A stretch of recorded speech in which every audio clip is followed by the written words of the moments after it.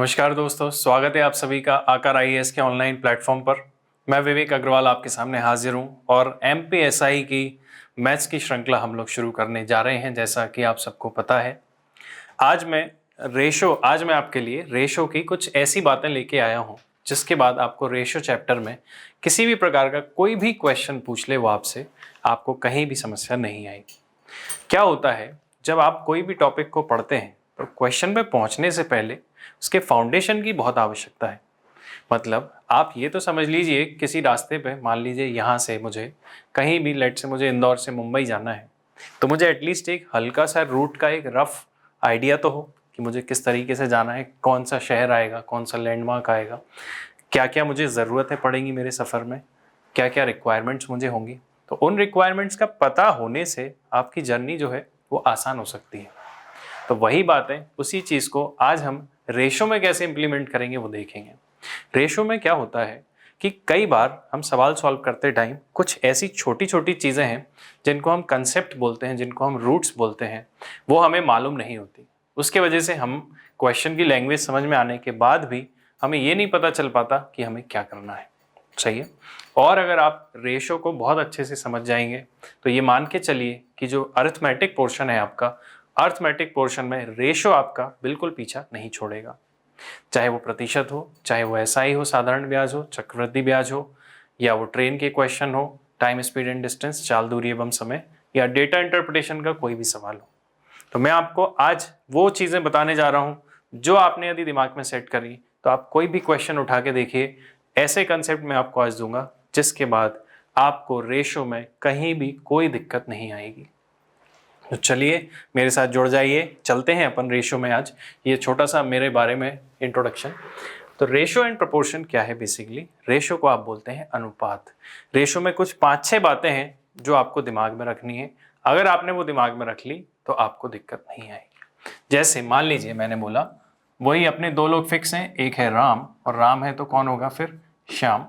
मैंने बोला कि मान लीजिए राम के पास 50 रुपए हैं, राम के पास 50 रुपए हैं। श्याम के पास मान लीजिए मैंने बोला लेट से 150 रुपए। कितने रुपए हैं?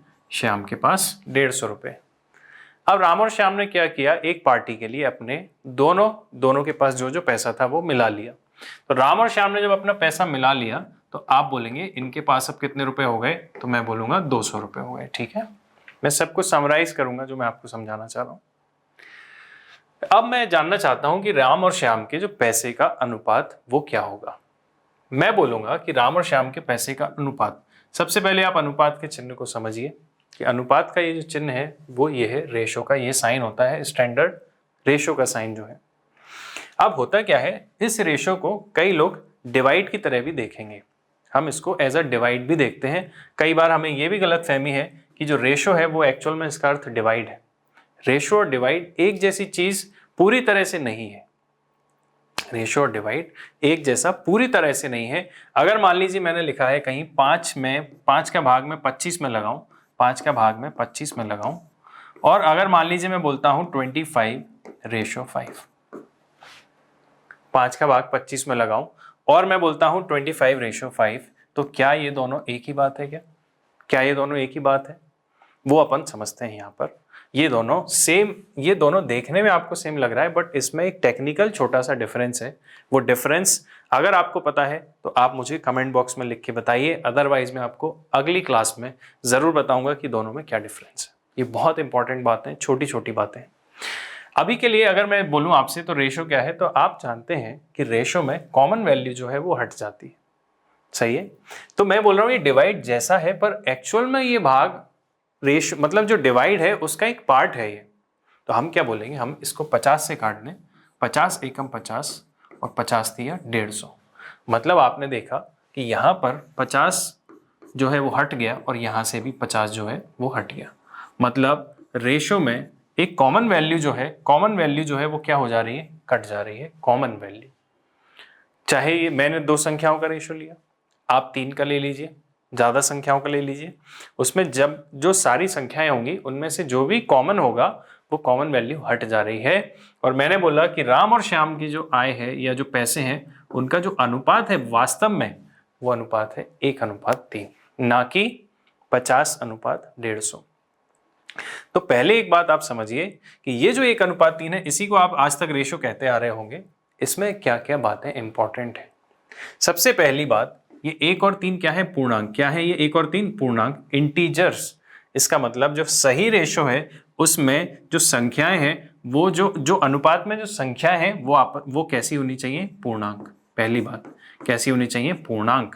क्या मतलब है मेरा इस बात से? मान लीजिए कहीं लिखा है 0.6:3, मैं आपसे पूछूं कि क्या ये सही रेशो है, तो आप बोलेंगे ये सही रेशो नहीं है। पहले मुझे यहां से दशमलव हटाना पड़ेगा। 0.6:3 को मैं थोड़ी देर के लिए ऐसे लिखूं, दशमलव हटाऊंगा तो ये 30 होगा। 6 कम 6, 6×5 30। तो इसका जो रेशो बनने वाला है वो वास्तव में क्या है? 1:5। इसका मतलब रेशो में दशमलव या भिन्न नहीं हो सकता। जैसे मैंने दशमलव का एग्जाम्पल लिया, रेशो में क्या होगा? पूर्णांक। सबसे पहले तो आपको ये पता होना चाहिए कि रेशो हमेशा कैसी संख्याओं में बनता है? पूर्णांक संख्याओं। अब आप बोलेंगे कि भाई 50 और 150 भी तो पूर्णांक संख्याएं थी, तो ये रेशो क्यों नहीं है फिर 50:150? यही रेशो क्यों बना 1:3? तो रेशो में जो कॉमन संख्या है वो क्या हो जा रही है? हट जा रही है। रेशो में कॉमन संख्या क्या हो जा रही है? हट जा रही है। इसका मतलब वो जो मैंने कॉमन संख्या हटाई है, तो जब अगर मान लीजिए मैं फ्यूचर में चाहता हूं वापस आना, तो मैं जानता हूं कि जो कॉमन संख्या है जो हटी है उसकी जगह मुझे क्या लगाना पड़ेगा? एक कोफिशिएंट, एक गुणज।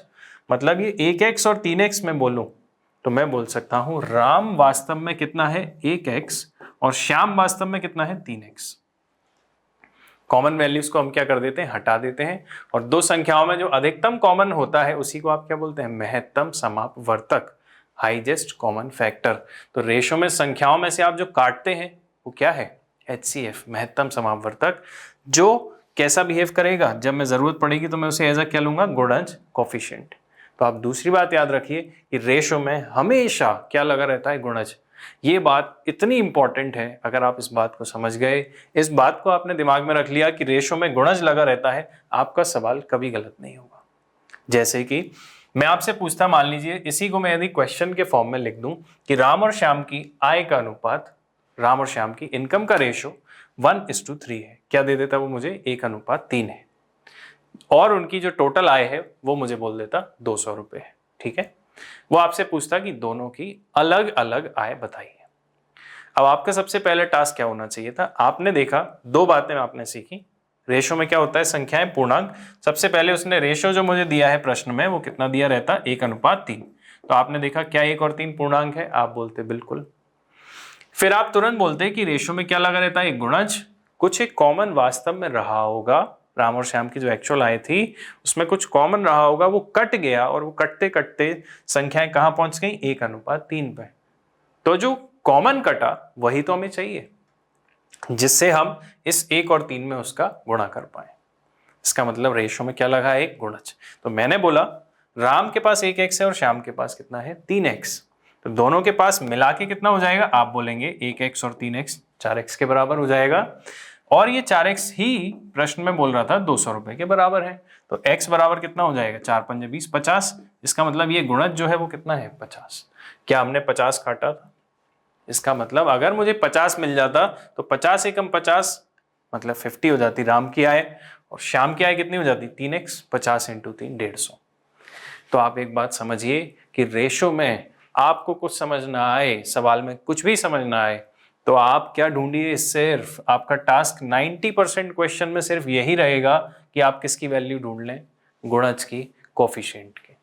समझ पा रहे हैं? और इस कोफिशिएंट का इतना इंपॉर्टेंट रोल है, मैं आपको आने वाली क्लास में बताऊंगा। जो सवाल गलत होते हैं, जो क्वेश्चन गलत होते हैं स्टूडेंट से, वो होते ही इसके वजह से। अगर आप ये समझ गए तो सवाल गलत हो ही नहीं सकता। मेरी बात को समझिए। अगर मान लीजिए मुझे बोला होता कि मुझे राम और श्याम की आयु का वर्ग करना है, स्क्वायर करना है, तो बच्चे क्या करते हैं? जल्दी जल्दी में 1x का स्क्वायर क्या बोल देंगे? 1x, और 3x का स्क्वायर क्या बोल देंगे? 9x। तो ये गलत हो जाएगा। तो आप बोलेंगे 3x का स्क्वायर कितना होगा? 9x square. 1x का स्क्वायर कितना होगा? 1x square. मतलब मुझे अगर मान लीजिए आय का वर्ग करना होता, इनकम का स्क्वायर करना होता, तो कोफिशिएंट का भी क्या होता है? स्क्वायर। लेकिन हम जल्दबाजी में क्या लिख देते हैं? 1x और 9x। इसका तो वर्ग कर देते हैं बट कोफिशिएंट को भूल जाते हैं। अब आप बताइए, जब मैं वैल्यू निकालूंगा x की, कोई एक कंडीशन दी होती तो स्क्वायर रूट से निकलती, सवाल वही गलत हो जाता। तो ऐसा नहीं है कि गणित कठिन है, गणित कठिन नहीं है, आपने सही तरीके से आप तक पहुंचा नहीं है। तो हमारा जो ऑब्जेक्टिव है वो यही रहेगा कि आपको छोटी छोटी वो बातें जिनके थ्रू आप मैथ्स को बहुत अच्छे से अंडरस्टैंड कर पाएं, और आप वो बातें समझ जाएंगे तो आप कोई भी पहाड़ चढ़ जाइए, कोई भी बुक को सॉल्व कीजिए, कोई भी क्वेश्चन को सॉल्व कीजिए प्रीवियस ईयर में आए हुए या आने वाले पेपर में। Concept is very important, concept आपको बहुत अच्छे से समझना है।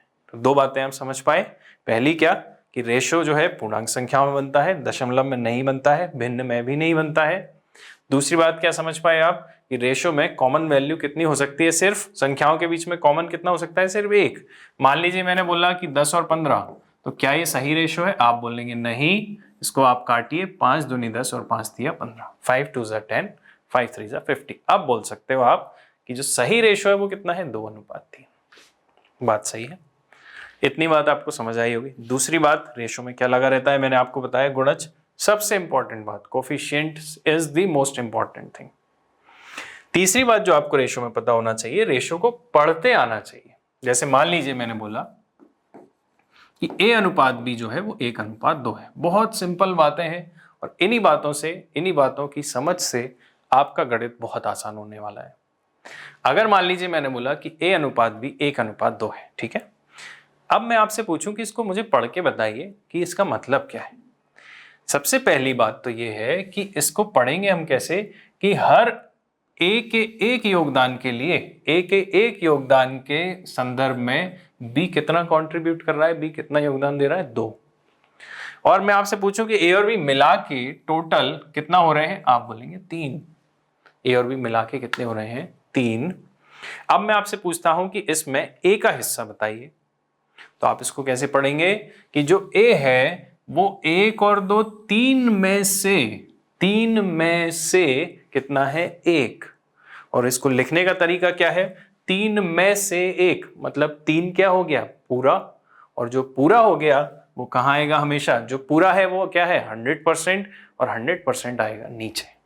तो आप बोलेंगे 3 में से 1 जो है वो कौन है, ए। तो फिर बी क्या है, आप बोलेंगे 3 में से 2। सही बात है, 3 में से 2, 3 में से 2, 3 में से 1, ये इसका सही तरीका है पढ़ने का। बात क्लियर है? अगर मैं अभी भी रेशो की बात करूं तो क्या रेशो डिस्टर्ब हुआ, आप बोलेंगे नहीं, 1:2। लेकिन इसको पढ़ना आपको आना चाहिए, ये मैं आपको बताऊंगा इसका इंपॉर्टेंस क्या है क्वेश्चन में, कि ये 1:2 का मतलब ये है कि पूरा 3 है, जिसमें ए का योगदान है 3 में से 1 और बी का योगदान है 3 में से 2। ठीक है, तो ये तीसरी बात हो गई हमारी जो रेशो में आपको पता होनी चाहिए। चौथी बात ये है कि अगर मान लीजिए कभी फ्रैक्शन आता है, भिन्न आती है, अगर मान लीजिए मैंने आपसे बोला 2/3, 4/5 और लेट से 1/2, ये तीनों अनुपात है ABC का, तो क्या ये सही अनुपात है? आप बोलेंगे ये सही अनुपात नहीं है, ये सही रेशो नहीं हो सकता। क्यों नहीं हो सकता? क्योंकि अभी आपने जाना कि रेशो में सिर्फ कैसी संख्या होती है, पूर्णांक। और क्या ये पूर्णांक है? आप बोलेंगे 2/3 में सॉल्व करूंगा तो दशमलव आ जाएगा। तो दशमलव आ गया मतलब भिन्न हो या दशमलव हो, फ्रैक्शन हो या डेसिमल हो, दोनों ही हम अवॉइड करते हैं, हमें क्या चाहिए, पूर्णांक। तो अब इसको मैं ठीक कैसे करूं? मुझे इसको ठीक करने के लिए ये 3, 5 और 2 को क्या करना पड़ेगा, हटाना पड़ेगा। और रेशो में आप जानते हैं कि अगर मान लीजिए कहीं दो संख्याओं का रेशो है 2:3, अगर मान लीजिए मैं दोनों तरफ एक जैसी संख्या का गुणा कर दूं 50-50 का, तो ये 100-150 हो जाएगा। तो क्या एक जैसी संख्या से गुणा करूंगा तो क्या कोई फर्क पड़ेगा? आप बोलेंगे नहीं, क्योंकि वो कट जाएंगी एक जैसी संख्याओं का गुणा करूंगा। इसका मतलब इसी बात का बेनिफिट मैं ऐसे केसेस में उठाऊंगा जब क्या मिल जाएगा मुझे, फ्रैक्शन, भिन्न। तो मैं क्या करूंगा कि जो जितने भी हर हैं जितने भी डिनोमिनेटर हैं उनका सबका आपस में गुणा करके इन तीनों का जो एलसीएम है, लघुत्तम है, उस लघुत्तम का गुणा मैं तीनों जगह कर दूंगा। तो मैं बोलूंगा 3, 5 और 2 का लघुत्तम कितना है, आप बोलेंगे 5 3 15, 15 दूनी 30। तो मैं 30 का गुणा तीनों जगह करूंगा, तो उससे फायदा क्या होगा कि यहां मैंने 30 का गुणा कर दिया, यहां मैंने 30 का गुणा कर दिया, और यहां मैंने 30 का गुणा कर दिया। क्या आप अभी भी रेशो में कोई डिस्टर्बेंस देख रहे हैं? अगर अभी मैं काटना चाहूं तो ये 30-30 तीनों जगह से कट जाएगा कि नहीं, क्योंकि कॉमन है। लेकिन इसका फायदा क्या होगा कि मैं 3 से जब 30 को काटूंगा तो 10 बार, 5 से 30 को काटूंगा तो 6 बार और 2 से काटूंगा तो 15 बार। अब मैं बोलूंगा 10 इंटू 2 हो गया 20, 4 इंटू 6 हो गया 24 और 15 एकम 15।